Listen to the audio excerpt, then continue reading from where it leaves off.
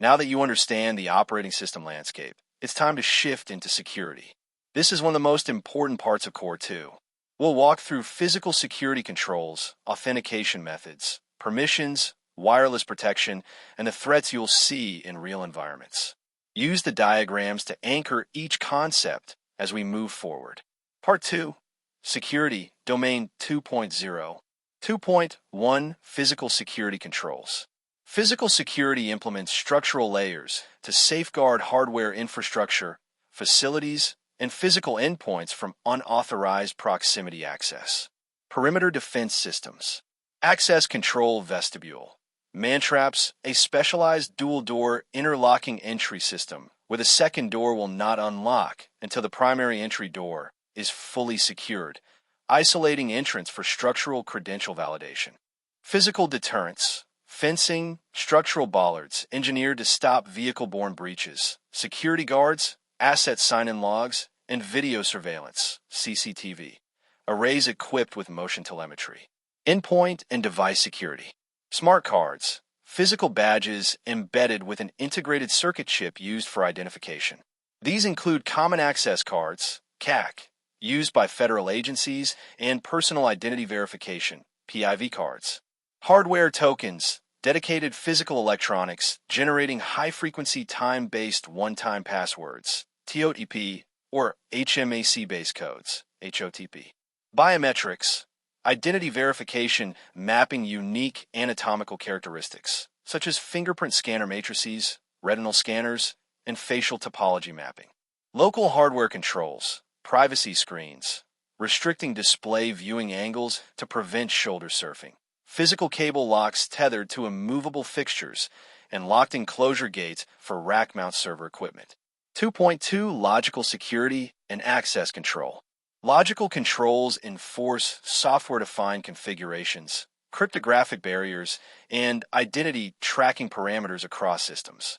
The principle of least privilege, a foundational security paradigm, dictates that user accounts and automated execution processes must be restricted to the absolute minimum logical rights and permissions necessary to execute their explicit business operations.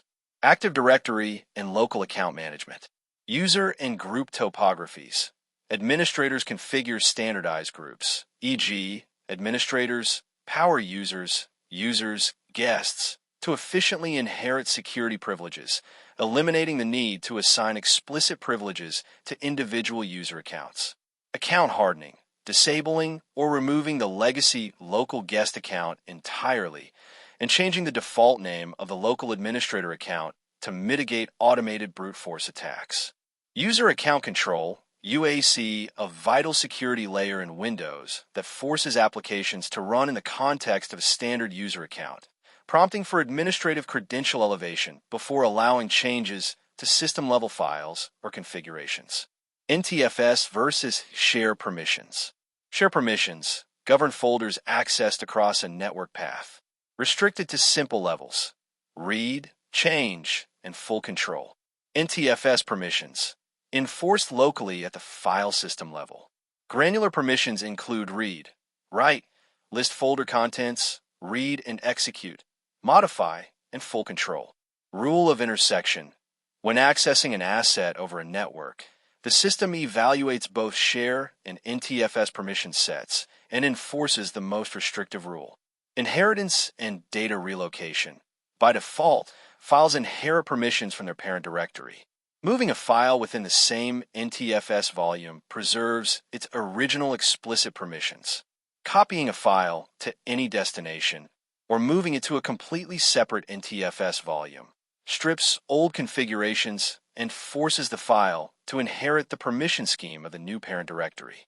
Multi-factor authentication. MFA combines independent authentication variables across discrete categories. Something you know, passwords, PINs, something you have, smart cards, hardware tokens, phone authenticators. Something you are, biometrics, somewhere you are, GPS geolocation coordinates. And something you do, typing cadence or signature behavior. 2.3 Wireless security protocols and authentication. Securing wireless over-the-air communication vectors requires strong encryption algorithms and verification schemas. Wireless Encryption Evolution. WEP, Wired Equivalent Privacy Legacy, standard utilizing the RC 4-stream cipher with static, weak initialization vectors, is highly insecure and can be cryptographically broken within minutes. WPA, Wi-Fi Protected Access and Interim Standard deploying the Temporal Key Integrity Protocol, TKIP, which dynamically rotates encryption keys per packet but still relies on weak core WP elements. WPA2, the industry standard protocol utilizing Advanced Encryption Standard, AES, combined with countermode with Cipher Blockchaining Message Authentication Code Protocol, CCMP, to provide enterprise-grade confidentiality and integrity. WPA3, the modern wireless security standard replacing pre-shared keys with simultaneous authentication of equals, C, to eliminate offline brute force dictionary attacks. It integrates 192-bit cryptographic suites and mandates Galois/Countermode Protocol, GCMP 256. Authentication models. Personal mode, WPA-PSK utilizes a single static pre-shared key known by all clients connecting to the wireless access point. Enterprise mode, WPA 802.1x offloads identity management to a centralized authentication server. The WAP passes client credentials via a secure network connection to a dedicated remote authentication dial-in user service, Radius, or Terminal Access Controller Access Control System Plus, TCAX Plus, Server. 2.4 Malware classifications and social engineering. Malware and social engineering represent non-technical and technical threats aimed at exploiting system software and human behavior. Malware typologies. Virus. Malicious code that requires a human action to execute and a host file to infect and replicate. Worm.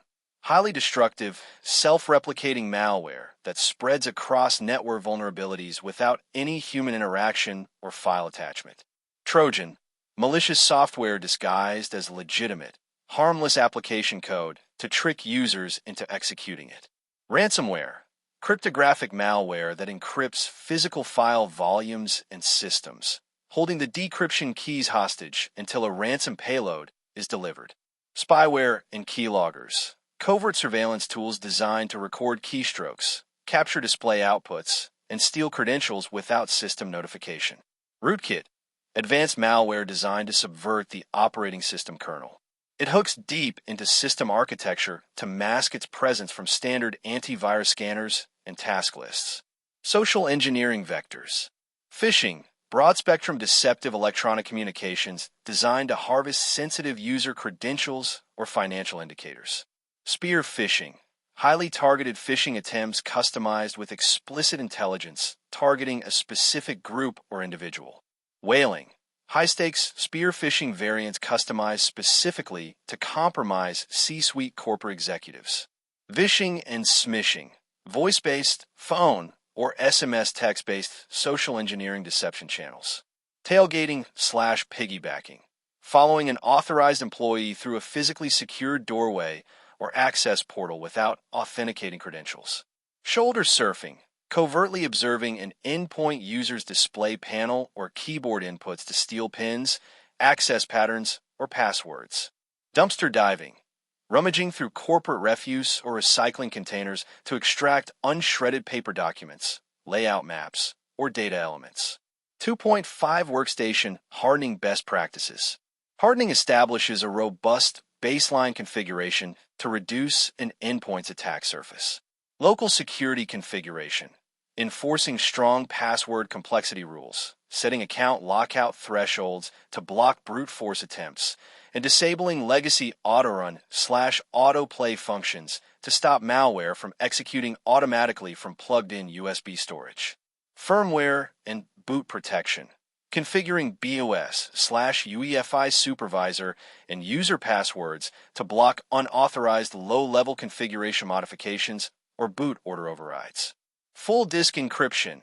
FD deploying Windows BitLocker or Apple File Vault to cryptographically lock physical storage volumes. This requires an active trusted platform module, TPM, on the motherboard to store decryption keys and prevent data access if a drive is physically extracted from a machine. 2.6 Physical data destruction and disposal methods. Decommissioning storage devices requires permanent data sanitization to prevent data remnants and recovery. Software-defined sanitization, low-level overwriting, wiping, tools that write continuous pattern grids of zeros or random characters across every sector of storage drive multiple times to clear historical data blocks. Physical destruction modalities. Degaussing, exposing magnetic storage platters, such as traditional mechanical HDDs or tape drives, to high-intensity magnetic fields. This completely disrupts the drive's magnetic domain layout, wiping all data and destroying the drive's internal servo tracks.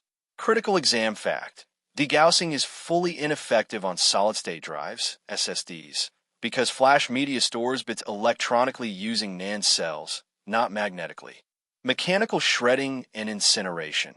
Using heavy machinery to grind storage controllers, circuit boards, and memory chips into tiny fragments, or using extreme heat to melt the hardware components completely. Drilling or hammering. Driving physical spikes or holes straight through mechanical platters or solid-state memory arrays to ensure the storage media is physically ruined and unreadable. Domain 2.0 Mini-Summary. Man-traps physically isolate unauthorized entrants. Smart cards and biometrics authenticate identity at access points. The principle of least privilege limits logical access. Copying files forces them to inherit permissions from the new destination directory. WPA2 leverages AESC-CMP. WPA3 uses SAE to prevent offline dictionary brute force attacks. Centralized enterprise wireless authentication runs over 802.1x using Radius or TCAX plus server architectures. Worms replicate autonomously across network paths. Rootkits compromise the OS kernel to hide from standard security tools. Degaussing completely ruins magnetic media like HDDs, but does not clear flash-based memory chips like SSDs. Before we continue to Domain 8, let's do a review of what we just covered in Domain 7 with a short quiz. Question 1. Which control is an example of a physical security measure? A. Firewall rules. B. Door locks and access badges. C. Changing account passwords. D. Encrypting files only. Correct answer. B. Door locks and access badges. Explanation. Physical controls limit who can access the building/equipment. Question 2. Which logical access control verifies a user's identity before granting system access? A. Multi-factor authentication, MFA. B. Screensavers. C. Network cables. D. Badge photo. Correct answer. Multi-factor authentication, MFA. Explanation. MFA adds additional proof of identity beyond just a password. Question 3. What wireless security protocol is generally considered stronger than WPA2 for modern networks? A. WEP. B. WPA. C. WPA3. D. Open network, no encryption. Correct answer. C. WPA3. Explanation. WPA3 improves protections against password guessing and improves encryption/security. Question 4. Which malware type is designed to spread and infect other systems or files? A. Worm. B. Ransomware. C. Adware. D. Spyware as a category only. Correct answer. A. Worm. Explanation. Worms self-propagate, often using networks to spread. Question 5. What is the best example of social engineering mitigation for users? A. Automatically downloading attachments from emails. B. Verifying requests through a trusted channel before acting. C. Using the same password for every site. D. Disabling security updates. Correct answer. B. Verifying requests through a trusted channel before acting. Explanation. Many attacks rely on urgency or deception, so verification breaks the scam.